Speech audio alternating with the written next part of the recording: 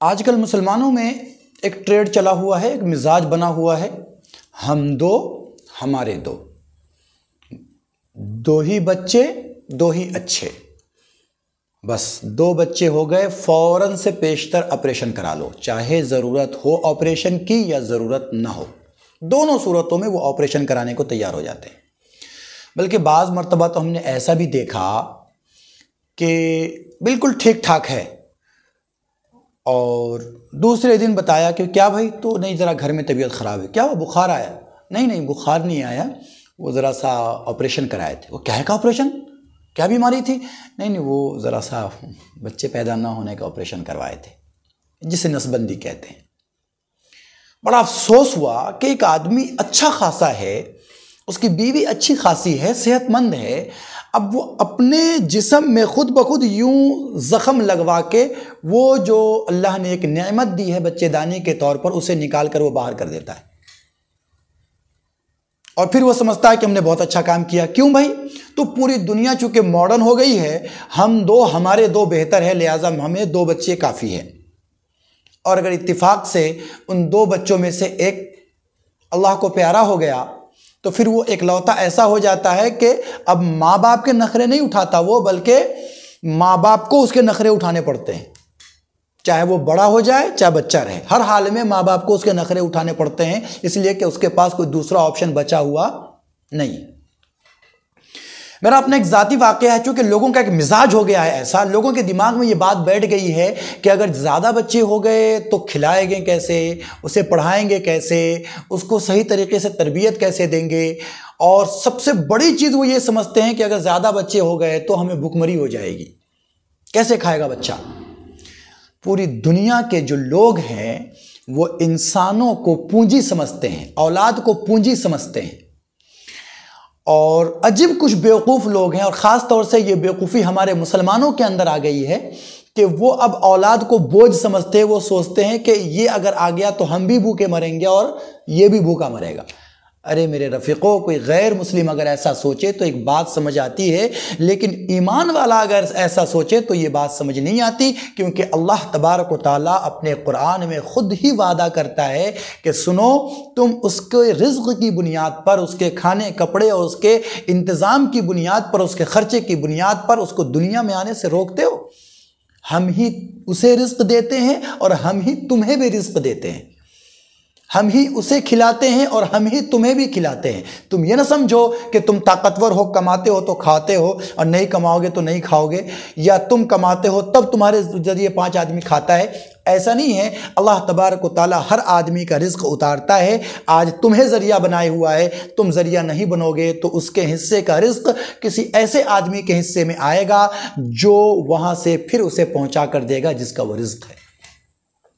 मेरा अपना एक ज़ाती वाक़या है, बड़ा दिलचस्प वाक़या है कि मेरे 5वें बेटे की विलादत का वक्त करीब था, कोई 8वां महीना या 7वां महीना था, जब मैं लेडी डॉक्टर के पास, जिसके पास कंटिन्यू मैं ट्रीटमेंट कराता हूँ, उसके पास लेकर पहुँचा। उसने चेकअप वगैरह किया, कहा अल्हम्दुलिल्लाह सब कुछ ठीक है। फिर उसने कहा कि ये आपका दूसरा या तीसरा है शायद, क्योंकि मैं बार बार उसके पास जाता रहता हूँ। तो उसने कहा कि आपका दूसरा या तीसरा है शायद। तो मैंने कहा नहीं मैडम, ये 5वां बच्चा है। तो उसने कहा 5वां बच्चा है तो आपको तो ऑपरेशन करा लेना चाहिए। मैं कहा क्यों, ऑपरेशन क्यों करा लें? उसने कहा कि नहीं, 2 बच्चे काफ़ी हैं, 2 बच्चे हो गए तो काफ़ी है। मैं कहा आपके भी 2 होंगे? कहा हाँ हमारे भी 2 हैं और दोनों बाहर पढ़ता है। मैं कहा बहुत अच्छा, लेकिन एक ऑपरेशन क्यों करा ले मैडम? कहा नहीं, उसकी वजह यह है कि देखिए ज़मीनें कम हो रही हैं, महंगाई बहुत बढ़ रही है, खेतों के अंदर अनाज कम हो रहा है, किसान आत्महत्या कर ले रहे हैं। तो जब पॉपुलेशन और ज़्यादा बढ़ेगी तो ऐसी सूरत के अंदर इंसानों को और रहने में दिक्कत होगी और परेशानी होगी और महंगाई बढ़ेगी और भुखमरी बढ़ेगी, तो इसलिए बस 2 बच्चे काफ़ी हैं। मैंने कहा अगर यही मंतिक है, अगर यही तर्क है कि आदमी अगर ज़्यादा होगा तो भुखमरी ज़्यादा बढ़ेगी, तो फिर तो ये होना चाहिए कि भाई 2 बच्चे भी क्यों, एक ही सही। अब वो एक भी क्यों भाई, आप अच्छे से जी लीजिए, चले जाइए, बात ख़त्म। कि नहीं फिर भी 2 बच्चे तो चाहिए। मैं कहा 2 फिर क्यों, फिर एक सही। फिर मैंने उनसे पूछा कि एक बात बताएं मैडम, चाइना के अंदर जो चाइना का कानून था वो ये कि एक आदमी सिर्फ एक बच्चा पैदा कर सकता है, उससे ज़्यादा नहीं। तो आप देखते होंगे आजकल सोशल नेटवर्क का ज़माना है, आप देखते होंगे कि बंदर और कुत्ता वगैरह पालने की वीडियो सबसे ज़्यादा चाइना की होती है। या जिस यूरोपीय कल्चर को हम फॉलो करने में खुशी महसूस करते हैं और उनका दिया गया नारा लेते हैं कि भाई 2 बच्चे अच्छे या हम 2 हमारे 2, तो उनकी भी शरह देख लीजिए कि पूरी दुनिया में यूएसए कुत्ता पालने में 1 नंबर पर है। आप गूगल कर लीजिए, चाइना वाले ये बंदर पालने में 1 नंबर पर है, आप गूगल कर लीजिए। तो जिनके बच्चे नहीं होते हैं, जब वो 1 से 2 बच्चे के बाद स्टॉप कर देते हैं और वो ऑपरेशन करा लेते हैं, ऐसी सूरत में जब ये बच्चे बड़े हो जाते हैं और जॉबों पे या पढ़ने के लिए बाहर निकल जाते हैं और शौहर भी चला जाता है काम करने के लिए, हस्बैंड भी जॉब पे चला जाता है या बिजनेस पे चला जाता है, ये जो औरत है ये घर में अकेली रहती है और अकेलापन इसे काटने के लिए दौड़ता है, ये डिप्रेशन का शिकार हो जाती है। इसकी बुनियाद पर ये लोग क्या करते हैं, कुत्ता पालते हैं, बंदर पालते हैं, खरगोश पालते हैं, उसके साथ अपना टाइम एक्सपेंड करते हैं, उस पर मेहनत करते हैं। वो अगर पाखाना कर दिया तो उसकी सफाई करते हैं, उसे नहलाते हैं, उसे कपड़ा पहनाते हैं, उसके नाखून बड़े हो जाए तो वो काटते हैं, उसको संभालते हैं, वो बीमार हो जाए तो जानवरों के डॉक्टरों के पास लेकर जाते हैं। वो जो खास खाना खाता है, जैसे कुत्ता है वो घास नहीं खाएगा, वो कुत्ता है चावल नहीं खाएगा, तो जो चीज़ें वो खाता है उन चीज़ों का इंतज़ाम करके उसे खिलाते हैं।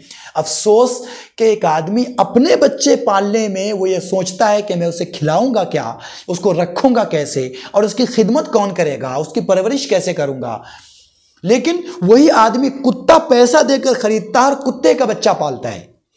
वही आदमी बंदर के बच्चे खरीदता है और बंदर के बच्चों को पालता है, उसे कपड़ा पहनाता है, उसके नाज नखरे उठाता है, उसे मुंह में खिलाता है, नीचे गिराकर ज़मीन गंदा कर दे, फर्श गंदा कर दे, बिस्तर गंदा कर दे, तो ऐसी सूरत में उसे साफ करता है, ये सारी चीज़ें करता है और अपने बच्चे के लिए कहता है कि नहीं, मैं अपना बच्चा नहीं पालूंगा, अपना बच्चा नहीं होना मेरे को। कितने अफसोस की बात है मैडम। तो वो मुझे घूर कर देखने लगी। मैंने कहा एक बात और बताएं, आपकी उम्र क्या है? उसने कहा कि 50 साल। मैं कहा बहुत अच्छा, तो आप ये बताएं कि 50 साल में और आज के वक्त में पॉपुलेशन बढ़ी है या घटी है? तादाद लोगों की बढ़ी है या घटी है? तो उसने कहा नहीं, पॉपुलेशन तो बढ़ गया है। मैं कहा बहुत अच्छा, अब आप ये बताएं कि 50 साल में पॉपुलेशन बढ़ गया है और 50 साल पहले यानी 40 साल पहले, 35 साल पहले जब आप 5 साल के, 8 साल के, 10 साल के थे, उस वक्त लोगों में भूखमरी ज्यादा थी, उस वक्त लोगों के पास कपड़े ज़्यादा थे, उस वक्त लोगों के पास रहने के मकान ज़्यादा अच्छे थे या आज ज़्यादा अच्छे हैं? उसने कहा कि उस वक्त नहीं, आज ज़्यादा अच्छे हैं। मैं कहा कि अच्छा ये बताएं, उस वक्त के ज़माने में ज़्यादातर लोगों के पास फ्रिज था, गाड़ियाँ थी? उसने कहा नहीं। मैं कहा कि हमारे जो बड़े बूढ़े हैं, जो गांव के रहने वाले, आप तो सिटी की रहने वाली हैं, जो गांव के रहने वाले, वो ये बताते हैं कि आज से 50 साल पहले गाँव के ज़्यादातर लोगों के पास खाने का इंतज़ाम ठीक से नहीं होता था। लोग मोटा झोटा खाकर रहते थे।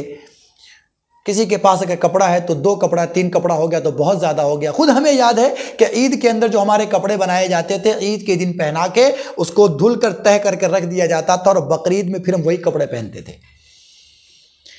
तो हमें त्योहारों के ऊपर भी, फेस्टिवल के ऊपर भी एक कपड़े मिलते थे, उसी को दूसरे फेस्टिवल में यूज़ किया जाता था। खाने के लिए इतना अच्छा खाना नहीं मिलता था, ये मुझे ही नहीं, ज़्यादातर लोगों की बात थी गाँव के अंदर। लेकिन आज जब 50 साल के बाद पॉपुलेशन बढ़ गई है, तादाद बढ़ गई है लोगों की, तो आज लोगों के पास खाने पीने का ज़्यादा है, आज लोगों के पास पहनने का ज़्यादा है, बरतने का सामान ज़्यादा है। आप कह रहे हैं कि खेत से पिकता नहीं है, कि भाई किसान आत्महत्या कर ले रहे हैं, तो किसान आत्महत्या इसलिए नहीं कर रहे हैं कि पॉपुलेशन ज़्यादा है, बल्कि किसान आत्महत्या इसलिए कर रहे हैं कि जिस मुल्क के किसान मेहनत करके अनाज उगाते हैं, उस मुल्क की सरकार उसको सही तरीके से सुविधाएं नहीं देती हैं, सही तरीके से आसानियां फराहम नहीं करती हैं, उसको उसके अनाज के मुनासिब रेट नहीं मिल पाते हैं, उसको लोन के तौर पर या राहत के तौर पर कोई रकम सरकार नहीं देती है, जिसकी बुनियाद पर वो डिप्रेशन का शिकार होकर आत्महत्या कर लेते हैं, सुसाइड कर लेते हैं। तो आप ये बताएं कि 50 साल के अंदर पब्लिक बढ़ी है, करोड़ों की तादाद में पब्लिक बढ़ी है, लेकिन सामान्य जिंदगी इतना ज़्यादा बढ़ गया कि आज हर आदमी के हाथ में मोबाइल फ़ोन है, ज़्यादातर लोगों के हाथ में कम से कम बाइक है, गाड़ियां हैं। पहले पूरे गांव में 2-4 लोगों के पास साइकिलें हुआ करती थी, आज पूरे गांव में देखे तो जिसके पास देखे हर घर पर या कम से कम एक घर के बाद हर आदमी के पास मोटरसाइकिल मौजूद है, गाड़ियां मौजूद है, लोगों के घरों के अंदर कार रखे हुए, एक नहीं कई कई कारें रखी हुई है गांवों के अंदर, शहर की तो बात ही जाने दीजिए। तो पॉपुलेशन के बढ़ने से सामान्य जिंदगी कम नहीं हुआ है, जिंदगी मुश्किल नहीं हुई है, बल्कि ये तो एसेट्स है, ये तो पूंजी है, इस पूंजी को यूज किया गया तो और जिंदगी आसान हुई है। आज घर घर में फ्रिज है, आज घर घर में लोगों के पास मोबाइल है, गाड़ियां हैं और अच्छा खाना है लोगों के पास गांवों के अंदर भी। अगर आबादी बढ़ने से लोगों में भुखमरी आती तो 50 साल पहले जितनी भुखमरी थी आज उसके मुकाबले में डबल भुखमरी होनी चाहिए थी, लेकिन ऐसा नहीं है। इसलिए इस ख्याल को जहन से निकालिए। मैंने मैडम से भी कहा और मैं आपसे भी कह रहा हूं कि इस ख्याल को जहन से निकालिए कि हम दो और हमारे दो, बच्चे अच्छे दो ही अच्छे, इसको अपने जहन से निकालिए। बल्कि ये समझिए कि अल्लाह तबारक व तआला जितनी औलादें आपको देता है ये अल्लाह का इनाम है, अल्लाह की नेमतें हैं, अल्लाह की बरकतें हैं। अल्लाह ने नरीना औलाद से नवाजा है, बेटे से नवाजा है तो अल्लाह की नेमत है, और अगर अल्लाह ने बेटी से नवाजा है तो अल्लाह की तरफ से रहमत है। आप न नेमत से महरूम हो कीजिए अपने आप को, न ही अल्लाह की रहमत से महरूम कीजिए अपने आप को। तो मैडम ने ऐसे घूर के मुझे देखा और कहा कुछ नहीं, बस उसके देखने का अंदाज ऐसा था कि मुझे लगा कि शायद मैंने कोई बात नहीं कही बल्कि इसकी दोनों किडनी मांग ली हो। मैंने कहा आप कुछ और कहना चाहेंगे? कि नहीं आपको और क्या कहें हम, ऐसा लगता है कि आपकी बात शायद ठीक हो।